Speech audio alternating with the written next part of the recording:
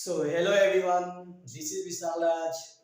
आज मैं क्लास 12 का फिजिक्स का टॉपिक लेकर आया हूँ। इसका नाम है इलेक्ट्रोस्टैटिक्स। इस इलेक्ट्रोस्टैटिक्स का मतलब होता है, इलेक्ट्रो का मतलब होता है चार्ज। इलेक्ट्रो का मतलब क्या होता है? चार्ज। और स्टैटिक्स का मतलब होता है रेस्ट। स्टैटिक्स का मतलब क्या होता है? रेस्ट। तो इस इलेक्ट्रोस्टैटिक्स के अंदर हम इलेक्ट्रिक चार्ज और फील्ड के बारे में पढ़ेंगे। जो इलेक्ट्रिक चार्ज आपका किस में होंगे? रेस्ट में होंगे। तो आइए बात करते हैं सबसे पहले कि इलेक्ट्रिक चार्ज होते क्या है। तो इलेक्ट्रिक चार्ज जो होते हैं ना, इलेक्ट्रिक चार्ज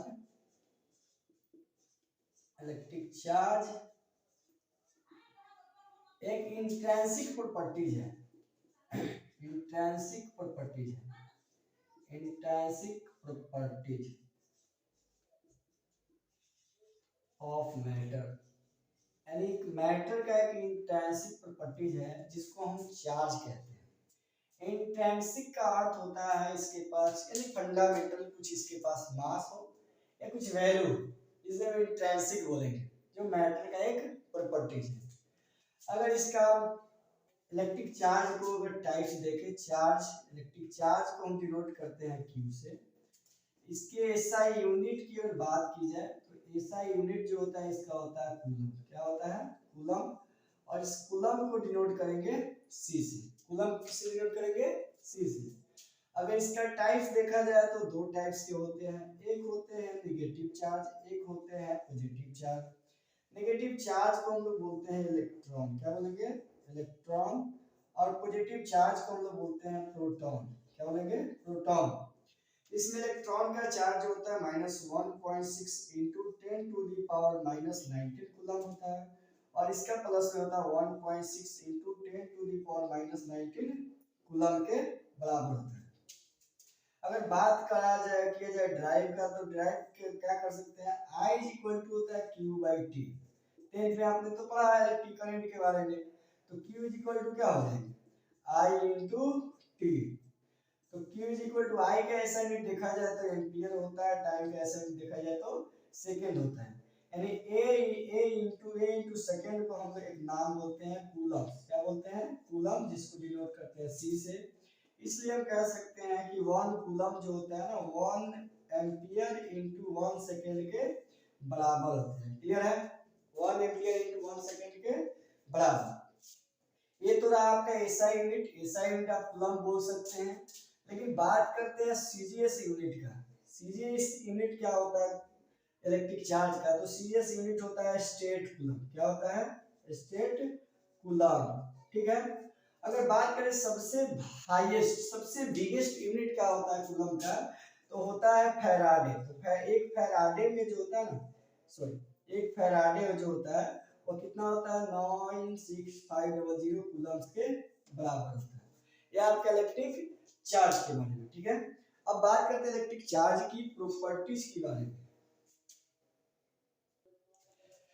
इलेक्ट्रिक चार्ज को देखा जाए तो यह एक स्केलर क्वांटिटी होता है। कौन सा क्वांटिटी होता है? स्केलर क्वांटिटी, क्योंकि इसके पास कोई मैग्नीट्यूड होता है, डायरेक्शन नहीं होता है। तो अभी हमने बोला कि charge is intrinsic properties of matter. तो हम जानते हैं कि पूरे यूनिवर्स जो है ना, all universe made of matter. पूरे यूनिवर्स जो है मैटर से मिलकर बना हुआ है। कुछ साइंटिस्ट लोग काम किए जिसमें मैटर को दो भाग में बांटा गया। मैटर जिसमें कुछ मास होंगे और कुछ चार्ज होंगे। कुछ मास होंगे, कुछ चार्ज होंगे। इसलिए बोला जाता है कि charge is always comes from mass. Mass जो होता है वो कांस्टेंट नहीं होता है। कांस्टेंट नहीं होता है 12th लेवल तक। अगर इसी की बात करें रिलेटिव मास का, रिलेटिव मास का अगर पढ़ाई करेंगे ग्रेजुएशन लेवल पे, तो ये आपका कांस्टेंट बताया जाता है। वहां पे एक्चुअल कांस्टेंट बताया जाता है। अब बात करते हैं चार्ज। चार्ज आता किससे है? मास से ही होता है। तो चार्ज हम लोग अभी पढ़े हैं, एक होता है निगेटिवली चार्ज, एक होता है पॉजिटिवली चार्ज। इसको हम बोले हैं इलेक्ट्रॉन। क्या बोले हैं? इलेक्ट्रॉन। और इसको हम लोग बोले हैं प्रोटॉन। प्रोटॉन। अब जरा आप बात बताइए इलेक्ट्रॉन प्रोटॉन होते क्या हैं। तो इलेक्ट्रॉन प्रोटॉन किसी एटम के अंदर होते हैं। इलेक्ट्रॉन प्रोटॉन किसी एटम के अंदर होते हैं। तो इसको अंदर वाले को बोलते हैं न्यूक्लियस। क्या बोलेंगे? न्यूक्लियस। और न्यूक्लियस के अंदर क्या होता है आपका, एक होता है प्रोटॉन, एक होता है प्रोटॉन, एक होता है आपका न्यूट्रॉन। तो प्रोटॉन का पॉजिटिवली चार्ज, इसलिए न्यूक्लियस को हम पॉजिटिवली चार्ज बोलते हैं। आउटर सेल में कुछ इलेक्ट्रॉन घूमते रहते हैं, 3 4 5 6 7 8, इसमें हम 2 देते, ठीक है। तो क्या होते हैं कि आउटर सेल में इलेक्ट्रॉन मूवमेंट करते रहते हैं। इलेक्ट्रॉन क्या करते हैं? इलेक्ट्रॉन मूवमेंट करते रहते हैं। इसके न्यूक्लियस के अंदर क्या हो गया आपका, प्रोटॉन और न्यूट्रॉन, और इसके आउटर सेल में क्या रिवॉल्व करते रहेंगे, इलेक्ट्रॉन। अब इतना बात हम लोग को मालूम है कि किसी भी एटम के अंदर, किसी भी एटम के अंदर इलेक्ट्रॉन और प्रोटॉन वो आपका न्यूट्रॉन मतलब बराबर बराबर होते हैं। अगर इसमें 8 इलेक्ट्रॉन होते हैं, 8 प्रोटॉन होते हैं, तो इस एटम को हम न्यूट्रल करते हैं। क्या कहेंगे? न्यूट्रल। अगर इस एटम के अंदर 8 इलेक्ट्रॉन हो, 8 प्रोटॉन हो, तो हम कहेंगे वह एटम न्यूट्रल है। अगर हम 7 इलेक्ट्रॉन, 1 इलेक्ट्रॉन कम कर दें प्रोटॉन, तो आपका उतना ही रहेगा, क्योंकि जब कोई रब होगा तो इलेक्ट्रॉन ही कूद कर बाहर आएगा, प्रोटॉन थोड़ी ना आएगा। तो जब इलेक्ट्रॉन लूज करे, इलेक्ट्रॉन क्या करे? लूज करे। जब अपना इलेक्ट्रॉन लूज करता है तो इस पे जो चार्ज हो जाता है वो आपका पॉजिटिवली चार्ज हो जाता है। कौन सा चार्ज होता है? पॉजिटिवली चार्ज होता है। जब कोई एटम किसी से इलेक्ट्रॉन लेता है, अगर इलेक्ट्रॉन बढ़ जाता है, 9 इलेक्ट्रॉन हो गए, 8 प्रोटॉन छोड़ देगी, प्रोटॉन हमेशा फिक्स रहेंगे क्योंकि अंदर में थोड़ी ना आएंगे, वो तो बाहर से रब होगा। तो 9 इलेक्ट्रॉन हो जाएंगे। इसका मतलब इलेक्ट्रॉन जब गेन करते हैं, कोई भी ऑब्जेक्ट जो है इलेक्ट्रॉन को गेन करता है, तब हम उस पे बोलते हैं वह निगेटिवली चार्ज हो गया। कौन सा चार्ज हो गया? निगेटिवली चार्ज हो गया। आइए बात करते हैं एग्जांपल के लिए। अगर हम सिल्क क्लॉथ को और ग्लास रॉड को जब दोनों को एक साथ रब करते हैं, तो रब करने के बाद क्या होता है कि ग्लास रॉड का कुछ इलेक्ट्रॉन किस पे आ जाते हैं? सिल्क क्लॉथ पे आ जाते हैं। तो ध्यान दीजिए, यहाँ पे ग्लास रॉड कुछ इलेक्ट्रॉन अपना दे रहे हैं, इसलिए तो ग्लास रॉड को हम पॉजिटिवली बोलते हैं। सिल्क क्लॉथ इलेक्ट्रॉन ले रहा है, इसलिए हम तो इसको क्या बोलते हैं? निगेटिवली चार्ज बोलते हैं। बोलते कि नहीं बोलते हैं? इसलिए किसी भी एटम के अंदर अगर 8 इलेक्ट्रॉन 8 प्रोटॉन है तो एटम न्यूट्रल है। अगर अपना इलेक्ट्रॉन किसी को दे दे, भाई हम दे रहे हैं तो हम पॉजिटिवली चार्ज होंगे। तो जब अपना इलेक्ट्रॉन, कोई एटम अपना इलेक्ट्रॉन लूज करेगा तो वहां पे पॉजिटिवली चार्ज, जब कोई इलेक्ट्रॉन गेन करेगा तो वहां पे आपका कौन सा चार्ज होगा? निगेटिवली चार्ज होगा। ठीक है, यह आपके इलेक्ट्रिक चार्ज के बारे में रहा। आइए बात करते हैं मास और चार्ज में कुछ तो डिफरेंट होंगे। मास और चार्ज में डिफरेंट क्या है? एक साइड में यहाँ मास लेते हैं और यहाँ पे हम चार्ज लेते हैं। मास और चार्ज में नॉर्मल डिफरेंट है। मास हमेशा पॉजिटिव होगा, मास हमेशा क्या होगा? पॉजिटिव होगा। लेकिन चार्ज आपका यहाँ देख रहे हैं निगेटिव भी है और पॉजिटिव भी है। ठीक है, मास जो हम बोले हैं कि कांस्टेंट होगा, वह कांस्टेंट नहीं होगा, स्पीड के साथ वेरी करेगा। तो मास का एक फॉर्मूला हो जाता है m बराबर m नॉट बराई 1/v² जिसमें यहाँ इसको हम लोग रेस्ट मास बोलेंगे। इसको बोलेंगे रेस्ट मास बोलेंगे, इसको हम बोलेंगे मास ऑफ बॉडी। क्या बोलेंगे? Mass of body.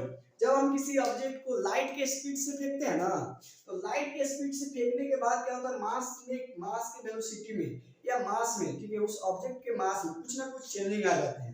बस ये 12 लेवल तक की बात है। नेक्स्ट क्लासेस में पढ़ेंगे तो आपका रिलेटिव मास पढ़ेंगे, जिसमें मास कांस्टेंट, एक्चुअल मास जो होता है वो कांस्टेंट रहता है।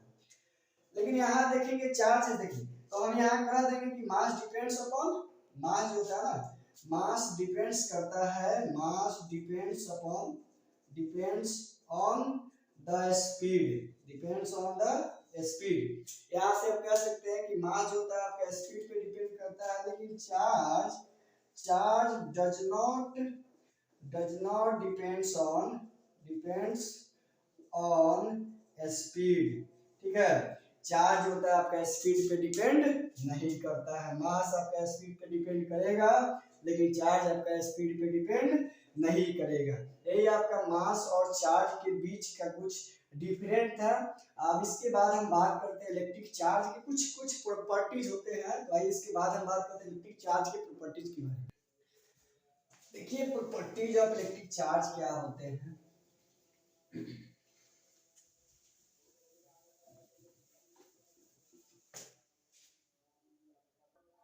तो एक बात करते हैं properties of electric charge. Properties of electric charge, electric charge के प्रॉपर्टीज के बारे में बात करते हैं। तो पहला है, अगर लाइक चार्ज आ जाए, लाइक चार्ज या उसको हम बोलेंगे सिमिलर चार्ज, सिमिलर चार्ज यानी जब प्लस प्लस या माइनस माइनस आ जाए तो इसके बीच क्या होंगे, रिपल्सन होंगे। क्या होंगे, रिपल्सन होंगे या रिपेल बोल सकते हैं शॉर्टकट में, ठीक है। अगर अपने पास अनलाइक चार्ज हो, अनलाइक चार्ज हो तो अनलाइक चार्ज के भी एक पॉजिटिव एक नेगेटिव, तो इसके बीच होते हैं अट्रैक्शन। क्या होंगे, अट्रैक्शन होंगे, ठीक है। तीसरा बात करते हैं additive properties of charge, additive additive of charge, ठीक है। एडिटिव ऑफ चार्ज का मतलब क्या होता है, या इसको हम लोग कंजर्वेशन ऑफ चार्ज भी बोल सकते हैं, कंजर्वेशन ऑफ चार्ज। दोनों का बात हम समझा देते हैं क्या होता है। कंजर्वेशन ऑफ चार्ज का मतलब होता है charge can neither be created nor be destroyed but charge is transferred from one body to another body। Additive charge का मतलब क्या होता है, जैसे मतलब अपने पास दो बॉक्स है, यहाँ पे +3 कूलम का चार्ज है, मान लीजिए -2 कूलम का चार्ज है, यहाँ पे 5 कूलम का चार्ज है, यहाँ पे एक बड़ी और लेकर आया, दोनों को रब किए, यहाँ पे 4 कूलम का चार्ज आ गया, यहाँ पे -3 कूलम का चार्ज है, और तीसरा चार्ज हमको मालूम नहीं है, तीसरा चार्ज हमको मालूम नहीं। तो यहाँ पे हम इसको, इस बॉडी को ये मान लेते हैं, इस बॉडी को भी मान लेते हैं। तो आपका Q1 + Q2 + Q3 बराबर Q1 + Q2 + Q3, ठीक है। हम इसको Q1 मान लेंगे 3, Q2 मान लेंगे -2 कूलम को, Q3 मान लेंगे 5 कूलम को, बराबर Q1 4 कूलम हो गया, Q2 कितना हो गया -3। हमको Q3 ना मालूम है, Q3 हमको मालूम नहीं है, तो कितना होगा 5 3 जा 8, 8 में से 2 को माइनस करें कितना होगा 6, बराबर यहाँ कितना होगा 4 में से 3 गया तो 1 + Q3, इधर घट गया तो कितना होगा 5 coulomb.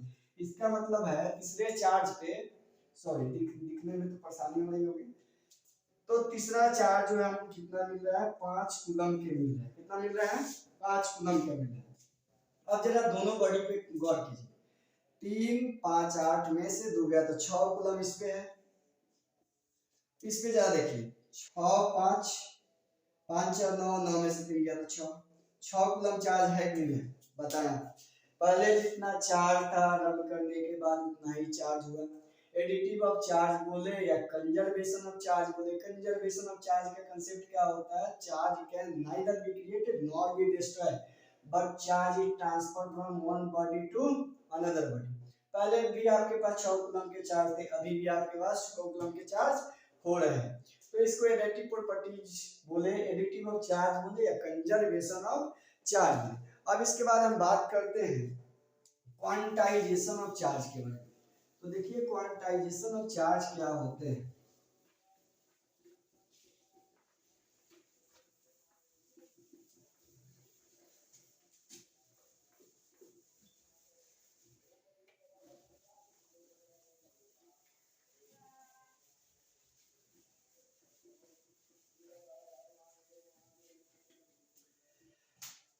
Quantization of charge, quantization of charge, quantization of charge. Quantization का मतलब होता है क्वांटा, जब कोई चार्ज एक फिक्स अवेलेबल, निकलने मतलब अवेलेबल रहे फिक्स अमाउंट में, जैसे 2 कूलम दे रहे हो तो 2 3 4 5 6 एक इंटीजर नंबर में, ना कि 1.5 1.3 ना। क्वांटाइजेशन के मतलब होता है जब चार्ज आपका फिक्स्ड अमाउंट, तब हम उसको क्या बोलते हैं क्वांटाइजेशन ऑफ चार्ज। इसका मतलब क्या हुआ, क्वांटाइजेशन ऑफ चार्ज होता है Q = ±NE होता है, ठीक है। इसका मतलब देखिए, अगर मान लेते हैं अपने पास एक इलेक्ट्रॉन है तो एक इलेक्ट्रॉन में कितने होंगे 1.6 × 10⁻⁹ कूलम। अगर दो इलेक्ट्रॉन दे दिया जाए तो कितना होंगे, इसी के 2 गुना 1.6 × 10⁻⁹ कूलम। अगर 3 इलेक्ट्रॉन दे दिया जाए तो कितना बोलेंगे, 3 इसी का 3 टाइम्स कर देंगे 1.6 × 10⁻⁹ कूलम। अगर लास्ट में हम n कूलम लेते हैं, n बराबर क्या हो गया, n × 1.6 × 10⁻⁹ कूलम। या किसके बराबर था, n के बराबर, q के बराबर था। इसलिए क्वांटाइजेशन ऑफ चार्ज कितना होता है, q प्लस माइनस n ही होता है। ठीक है, जहाँ पे n जो है ना, n हम बोलते हैं इंटीजर होता है। क्या होता है, एक इंटीजर नंबर है। और इंटीजर नंबर के मतलब आप समझ रहे हैं कि यह इलेक्ट्रॉन नेगेटिव में भी हो सकता है और पॉजिटिव में भी हो सकता है, लेकिन इंटीजर नंबर पॉइंट थोड़ी ना होता है। ठीक है, आइए बोलेंगे आपको इलेक्ट्रॉन, क्या बोलेंगे, इलेक्ट्रॉन। ठीक है, ये आपका चार्ज है। ठीक है, ये आपका चार्ज है। तो ये रहा आपका क्वांटाइजेशन ऑफ चार्ज। ओके।